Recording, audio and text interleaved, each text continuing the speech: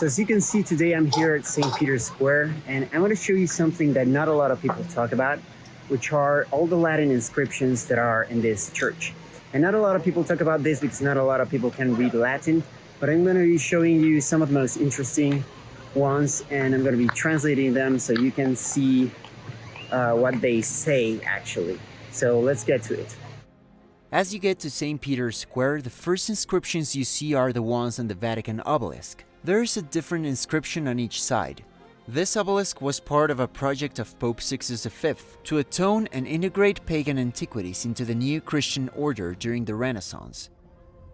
So the north and south sides of the obelisk have inscriptions about the history of the obelisk itself. On the south side, the inscription says, Sixtus Quintus Pontifex Maximus Obeliscum Vaticanum disgentium impio cultu dicatum ad apostolorum limina operoso labore transtulit anno millesimo quingentesimo octogesimo sexto pontificato secundo. In English, Sixtus V, Pontifex Maximus, laboriously brought the obelisk dedicated to the gods of the pagan worship to the threshold of the apostles in the year 1586, in the second year of his pontificate. And the north side of the obelisk reads, Sixtus Quintus Pontifex Maximus, cruci invictae obeliscum Vaticanum ab impura superstitione expiatum, Justius et Felicius consecravit, anno millesimo quingentesimo octogesimo sexto, pontificato secundo. That's Sixtus V, Pontifex Maximus, consecrated to the invincible cross, the Vatican obelisk, atoned more justly and happily from impure superstition. 1586, Second Pontificate. Below this one, there are two more smaller inscriptions. Dominicus Fontana ex pago mili agri novo comensis transtulit et erexit. Translated as Domenico Fontana from the town of Melide, a new land of Como, transported and erected it. This is talking about the architect Domenico Fontana, who made the great feat of transporting the obelisk from its original location south of the basilica and placing it in the center of the piazza. And below, the smaller inscription says, Petrus Maccaranius fabricae Sancti Petri curator, semitam meridianam publicae commoditate aere proprio fecit, anno millesimo octingentesimo septimo. In English, Pietro Maccaranio, the curator of the fabric of St. Peter, placed and paid with his own bronze the noon path for public convenience in 1807. By the noon path, it means the sundial that you can see on the pavement of the square, where the obelisk's shadow is projected at noon, certain days of the year.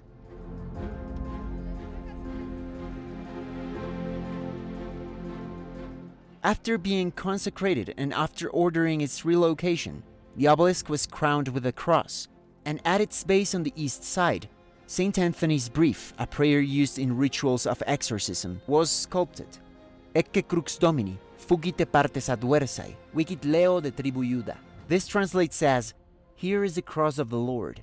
Run away, enemies. The Lion of Judah's tribe has triumphed. And finally, the west side reads, Christus vincit, Christus regnat, Christus imperat, Christus ab omni malo plebem suam defendat. Meaning Christ conquers, Christ reigns, Christ commands. May Christ defend his people from all evil. This is the beginning of a very old Christian hymn from the Middle Ages. Just by walking around St. Peter's Square, you'll see several Latin inscriptions. For instance, above the colonnade, there is one with the name of the Pope who commissioned it. There's another one on each of the fountains with the name of the Pope who restored them. And even the lanterns have inscriptions indicating the year they were placed and the coat of arms of the Pope who installed them. Beyond the obelisk, terminating the square, you see St. Peter's facade adorned with another inscription on its frieze. In honorem principis apostolorum, Paulus Quintus Burgesius Romanus Pontifex Maximus, anno millesimo sesquentesimo dodecimo, pontificato septimo. This indicates to whom the facade was dedicated and in what year. So the translation would be, in honor of the Prince of the Apostles, Paul V Borghese Roman Pontifex Maximus, in the year 1612, in the 7th year of his pontificate. In the vestibule and inside the basilica, you'll find hundreds of Latin inscriptions, most of them telling you either the name of the saints that are depicted in the statues or the name of the Pope who finished specific parts of the church, along with the year of completion. One example is the inscription at the top of the dome, just beneath the lantern, which reads, Sancti Petri Gloriae Sixtus Papa Quinto, anno millesimo quingentesimo nonagesimo, Pontificato Quinto. In English, Pope Sixtus V dedicated it to the glory of St. Peter in 1590 during the 5th year of his pontificate. At the entrance of the basilica, there are various inscriptions of this kind. This inscription was made when Pope Urban VIII, the pope who finished the construction of the basilica, consecrated the temple, and it reads, Urbanus Octavus Pontifex Maximus Vaticanam Basilicam Constantino Magno extructam abeato silvestro dedicatam in amplissimi templi formam religiosa multorum pontificum magnificentia redactam solemni ritu consecravit sepulcrum apostolicum aerea mole decoravit O Deum aras et sacelas statuis ac multiplicibus operibus ornavit. This text in English is Urban VIII Pontifex Maximus consecrated with a solemn rite the Vatican Basilica, built by the great Constantine, dedicated to Saint Sylvester in form of a great temple, and remade in the religious magnificence by many popes. And he decorated the apostolic tomb with great bronze. Here it's talking about the baldacchino above the tomb of Saint Peter. Ode to God, altars and chapels adorned with statues and multiple works of art. So really, by reading these inscriptions, you can gain insight into the history of the basilica's construction. You have to remember that the official language of the Vatican is Latin, as it was the language of the Romans, and the Catholic Church is an institution founded by the Roman Empire. It essentially represents what remains of the empire, the Pope himself being like the emperor, as he adopts the same title that the Roman emperors had, Pontifex Maximus, where Pontifex means bridge maker, referring to a bridge between the earthly and the heavenly realms. And on top of the lateral domes are verses from the Bible such as Psalms or verses from Gospels and from the book of Revelation. But the most significant inscriptions are those adorning the friezes positioned on each side on top of the nave and transepts, and encircling the drum of the dome at the bottom, crafted from small mosaic pieces. Each letter stands over 2 meters high. All of these are verses from the Bible, specifically words spoken by Jesus to St. Peter, reflecting the significance of St. Peter's Basilica.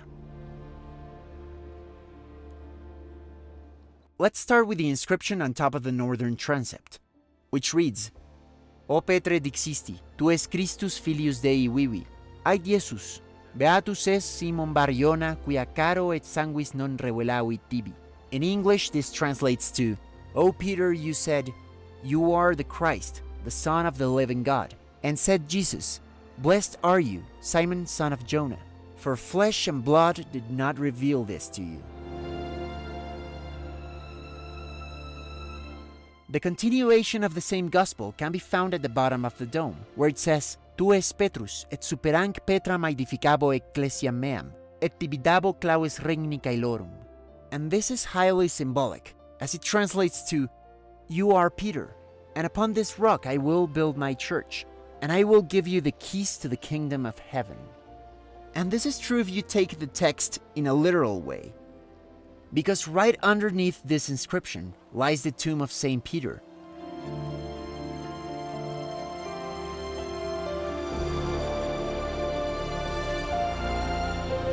Symbolizing the rock upon which the church is built. Then on the north side of the nave, the same gospel continues. Quodcumque ligaveri super terram erit ligatum et in coelis, et quodcumque solveri super terram erit solutum et in coelis. In English, whatever you bind on earth will be bound also in heaven, and whatever you loose on earth will be loosed also in heaven. On the southern side of the nave, the inscription reads, Ego rogavi pro te, O Petre, ut non deficiat fides tua, et tua liquando conversus confirma fratres tuos. I prayed for you, O Peter, that your faith may not fail, and when you come back to me, strengthen your brothers. This is what Jesus said to Peter before telling him that he would disown him 3 times before the rooster crows. The inscription over the southern transept are the words Peter and Jesus exchanged after the resurrection. Diciter tibi Petre Jesus, diligis me, cuiter o electe respondes ais, O Domine, tu qui omnia nosti, tuscis quia diligo te. meaning, Jesus said 3 times to you, Peter, "Do you love me?" To whom you, O chosen, responded saying, "O Lord, you who know all, you know that I love you." And to this, Jesus responded with the words that are on top of the apse, inscribed in Latin on the left side, and in Greek on the right side. O pastor ecclesiae, tu omnes Christi pascis agnos et oves. Si boscis ta arnia, si pimenis ta provatia Christu.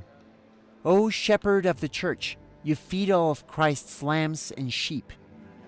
The reason for it being in Greek is that the 4 Gospels were originally written in that language, before Christianism spread through the Roman Empire and the scriptures got translated into Latin. The 4 piers of the crossing form a single line from a text by a Roman writer called Cyprian, who was a bishop of Carthage in the early Christian period, and it reads, "Inc una fides mundo refulget, inc sacerdoti unitas exoritur," and it translates to, "From here the one faith shines in the world, from here the unity of priesthood is born." If you visit the crypt of the basilica, you'll find this stone with the names of the Pope buried in this basilica, and the year each of them were buried.